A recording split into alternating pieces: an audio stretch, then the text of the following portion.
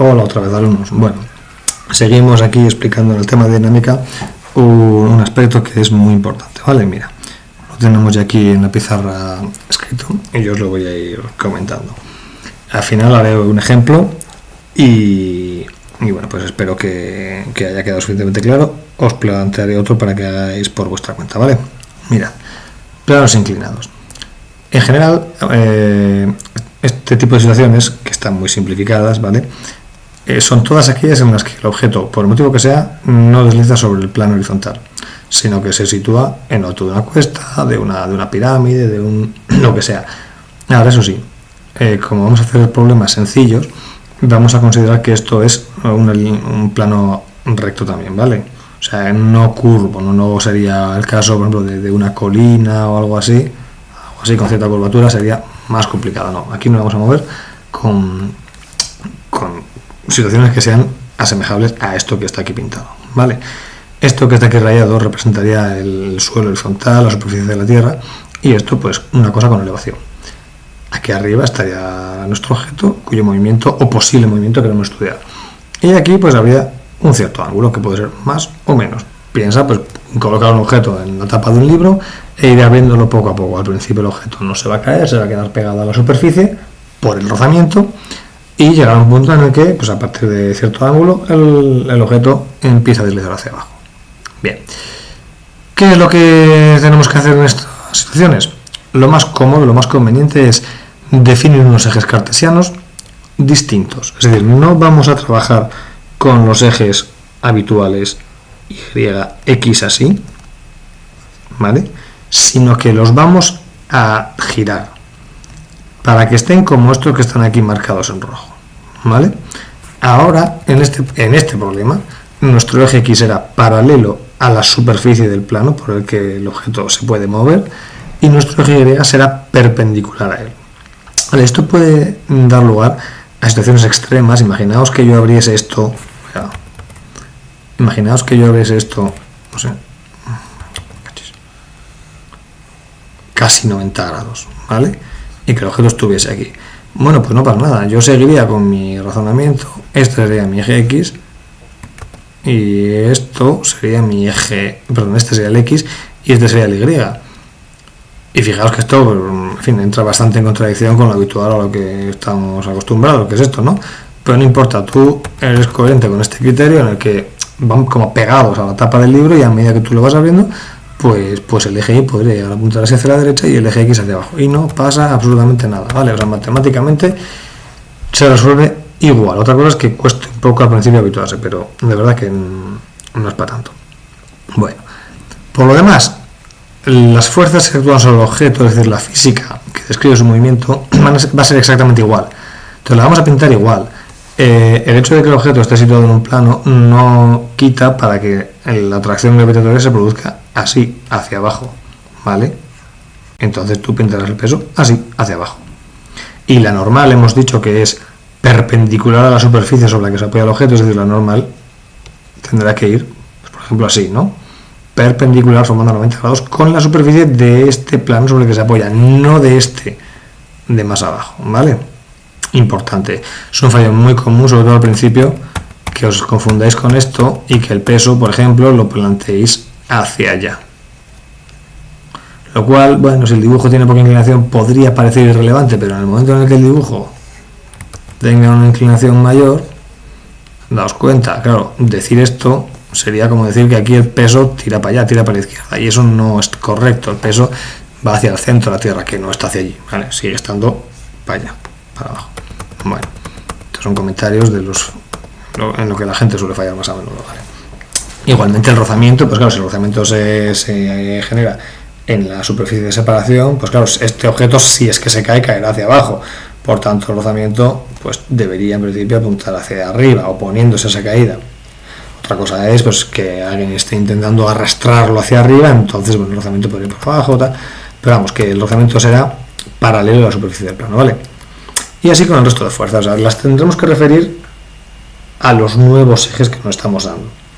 A la hora de descomponerlas tendremos que ver cuál es su componente según este nuevo eje X y según su componente según este nuevo eje Y. ¿Vale?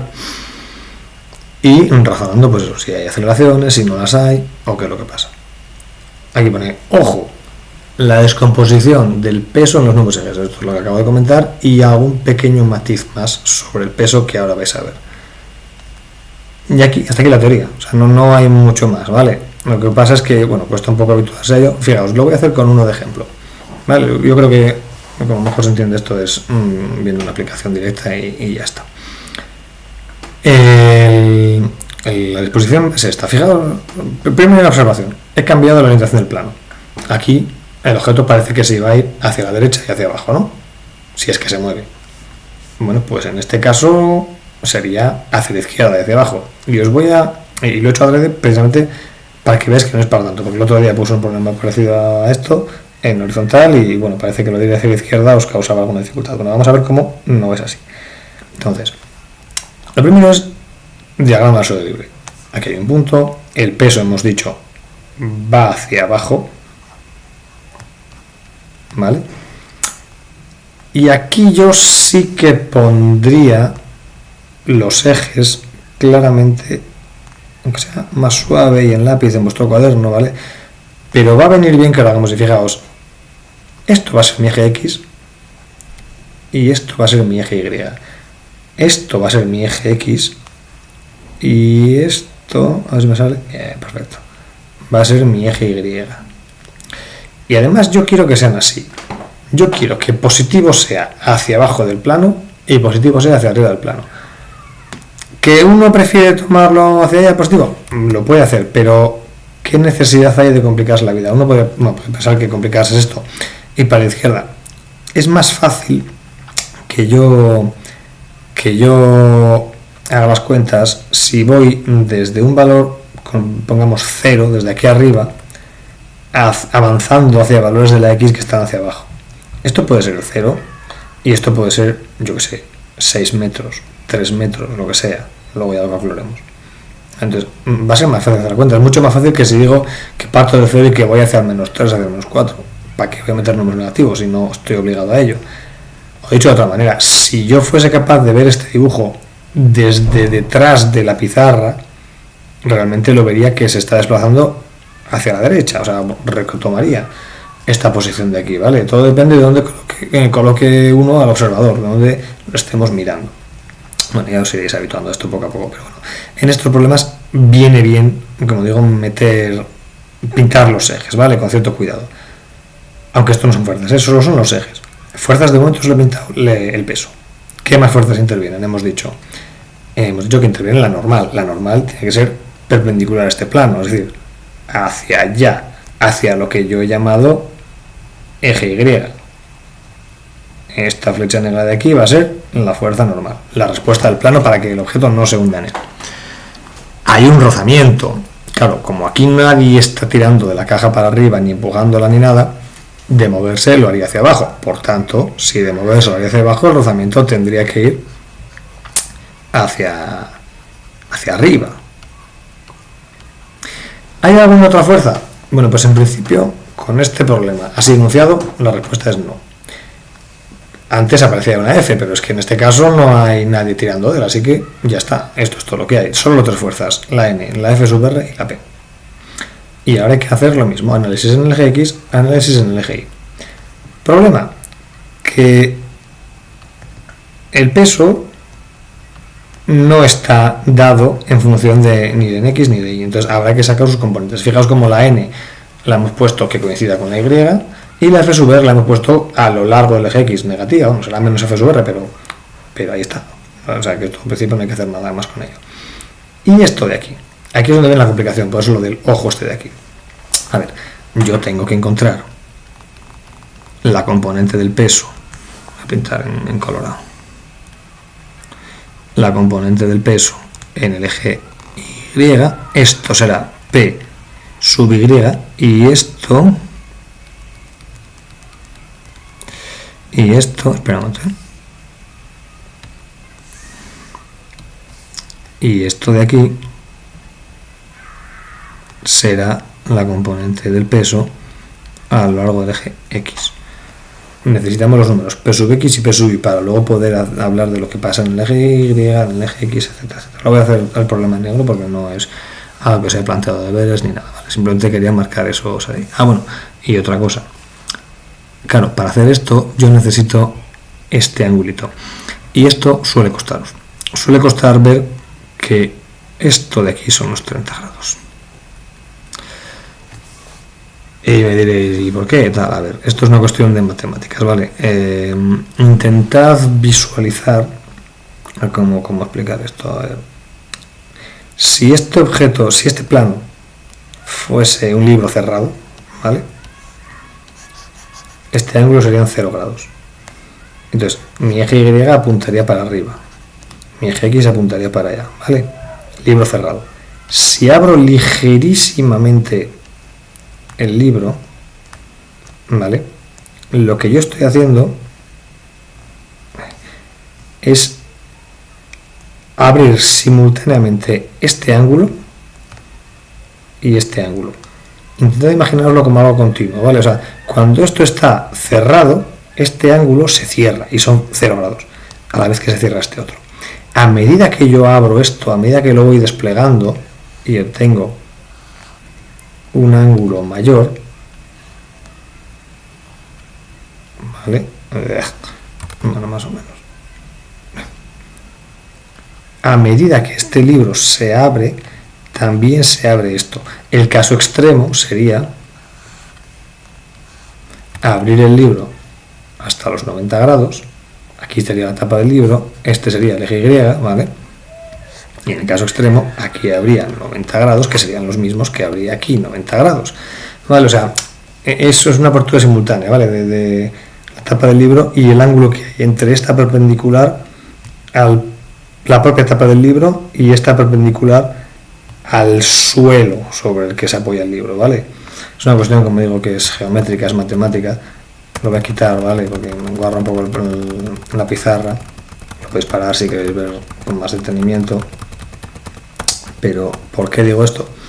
Porque a la hora de ver lo que vale P sub Y y P sub X, se invierten los papeles de cateto opuesto y de cateto contiguo. Fijaos, para el ángulo de 30 grados, el cateto contiguo es P sub Y. Es decir, que P sub Y entre la hipotenusa, que es P, el módulo de esto, aquí están los 90 grados, o sea, cateto contiguo, esto es el coseno de 30. De alfa en general, pero en este caso de 30. O sea, P sub Y entre P. Es decir, P sub Y griega es P por el coseno de 30. Y lo mismo se puede decir de la P sub X.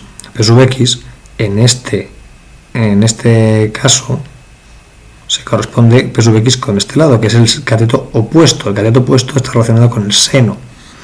Es decir, P sub X entre P sería el seno de 30.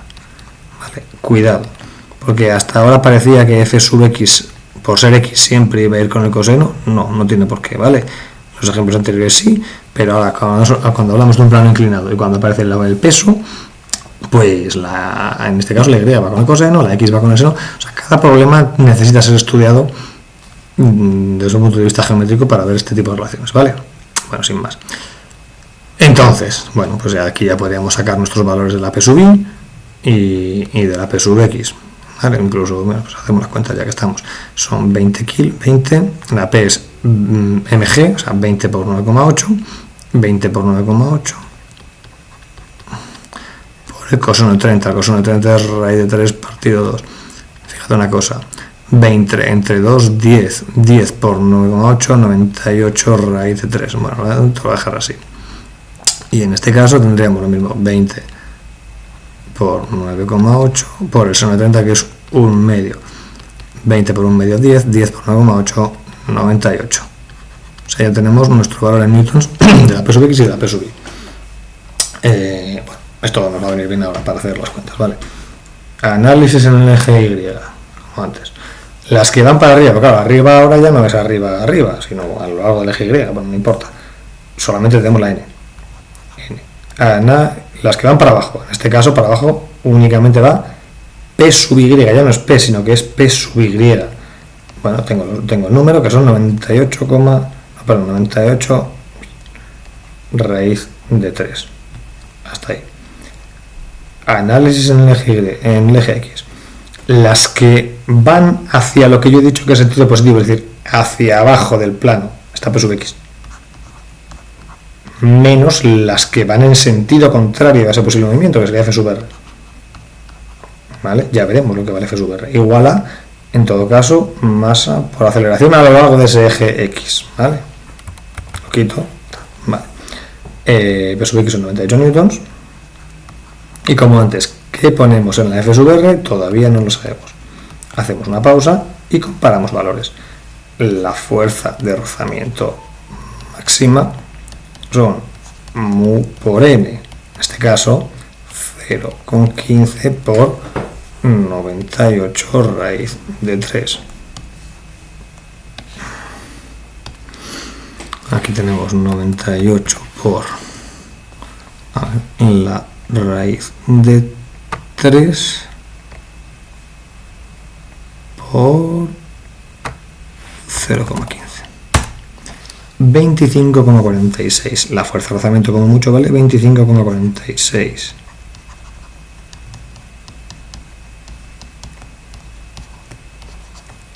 Que es un valor más pequeño que los 98 newtons que están tirando hacia abajo, que son debidos al peso. Por tanto, la fuerza de rozamiento vale 25,46. Y esto hemos dicho que son 20 kilos. Nos permite calcular la aceleración.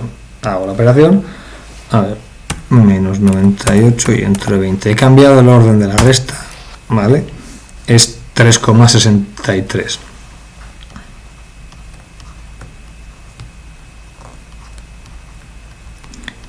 El objeto se mueve a lo largo del eje X, que hemos dicho que es hacia abajo en positivo, con una aceleración de 3,63 metros segundo cuadrado. Si hubiésemos insistido en tomar hacia arriba la X positiva, pues me habría quedado una aceleración negativa, claro, porque estaríamos yendo hacia abajo, pero buena gana de complicarse las operaciones. Bueno, hasta aquí vamos bien. Vamos a complicar un poco más la resolución del ejercicio, porque yo en principio no he hecho ninguna pregunta, solo era un ejemplo para explicar este tipo de operaciones. Y si la pregunta es, calcule el tiempo en llegar al suelo. El tiempo en llegar al suelo. Es una pregunta perfectamente legítima. Lo que pasa es que suele ir precedida de preguntas intermedias. ¿Vale? Diagrama de suelo libre, en fin, análisis de fuerza, se mueve, no se mueve, aceleración, ecuaciones del movimiento, y al final esto. Pero ¿y si solamente me hacen esta pregunta? Bueno, pues fijaos. Ya tenemos una aceleración, ya sabemos que se va a mover y sabemos cómo se va a mover. Vamos a dar las ecuaciones del movimiento. Las ecuaciones del movimiento hemos ido diciendo que se podrían poner así, un medio de la aceleración tiempo cuadrado y la velocidad, y la velocidad sería 3,63 la aceleración por el tiempo. Estas serían mis ecuaciones del movimiento, pero claro, esto ya implica ciertas asunciones. Por ejemplo, estamos diciendo que el cero está aquí arriba. Estamos diciendo que el positivo va hacia allá. Estamos diciendo que inicialmente está en reposo. Bueno, eso estrictamente hablando sí que tendrían que decírnoslo, ¿no? En el problema. Inicialmente en reposo, se deja caer, a ver si se cae o no se cae. Vale. Dicho eso, estas ecuaciones son válidas. Y la pregunta es, ¿cuánto tiempo tarda en llegar al suelo? Claro, ¿qué implica llegar al suelo? Y uno podría decir aquí, llegar al suelo es que la X valga 0. No.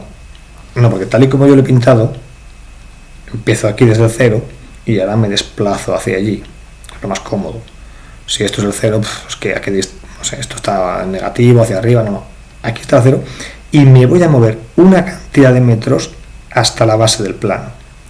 Entonces la condición llegar al suelo tengo que traducirla matemáticamente a un número que meter aquí.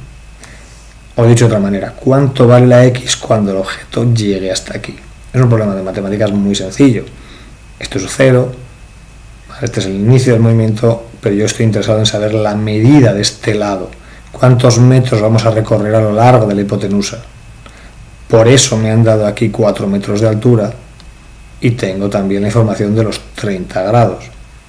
Vale, ya sé que esto pues es seguramente no lo veáis así de entrada, ¿no? Pero Pero para poder imponer la condición de que el objeto llegue al suelo, lo que tengo que saber es cuántos metros voy a recorrer a lo largo del plano. Cuando tenga esos metros, ese valor de la X, lo que voy a hacer es meterlo aquí, hacer la operación y despejar el valor del t, del tiempo que me están pidiendo. Y si quiero luego, pues ver con qué velocidad lo hace, por ejemplo. ¿Vale?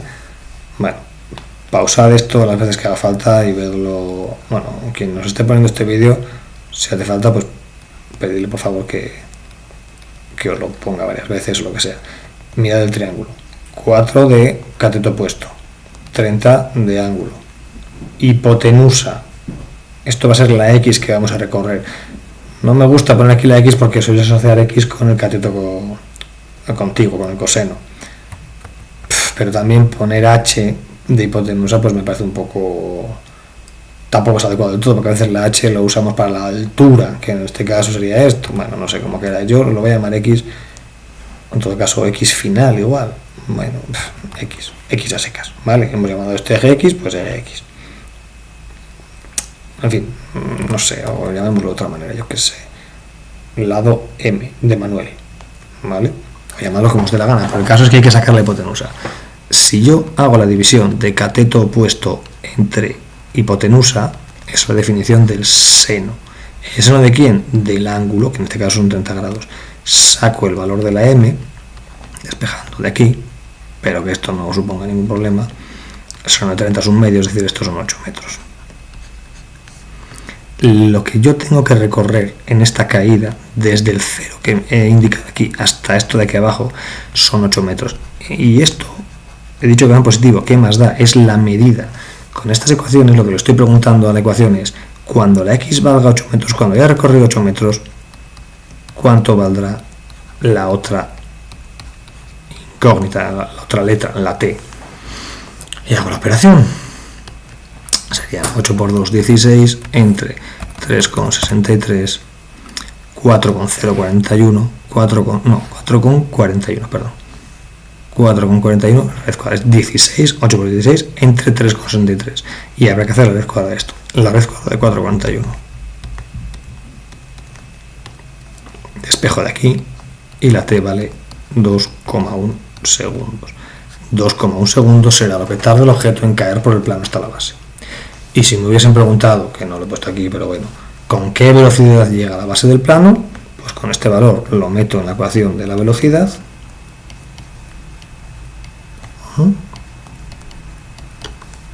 Y obtengo el valor de la velocidad, que serían 7,62, bueno, 7,6 metros por partido segundo. O sea, quiero que veáis la conexión que hay entre este problema, entre esta lección, ¿vale?, que habla de fuerzas, y la anterior, la de cinemática. Al final lo que estamos hablando es de qué es lo que está actuando sobre el objeto, en este caso el peso, la normal, el rozamiento. Aparecerán más fuerzas más adelante, ¿vale? Aparecerán, pues yo que sé, alguien tirando con una cuerda o algo así. Pero al final, ¿qué es lo que le pasa al objeto y cómo esas fuerzas hacen que el objeto se mueva con una cierta aceleración? Una vez tienes la aceleración, si planteas las ecuaciones del movimiento, puedes responder a preguntas del tipo ¿cuánto tiempo tarda en cubrir esa distancia? Y con qué velocidad llega al final de su movimiento, ¿vale? Bueno, lo que voy a hacer a continuación va a ser en dejaros un ejercicio para que hagáis vosotros también, ¿vale? Lo voy a... todavía no lo he escrito, pero bueno, para el vídeo lo voy a escribir y voy a subirlo al Teams, ¿vale? Para que lo podáis ver. Y bueno, pues nada, os animo a que lo intentéis por vuestra cuenta, no es muy complicado, es como esto más o menos. Y a ver si a la vuelta del fin de semana me decís las dudas que os surjan o eso, ¿vale? Bueno, lo dicho, que descanséis y que paséis un buen fin de semana. Hasta luego.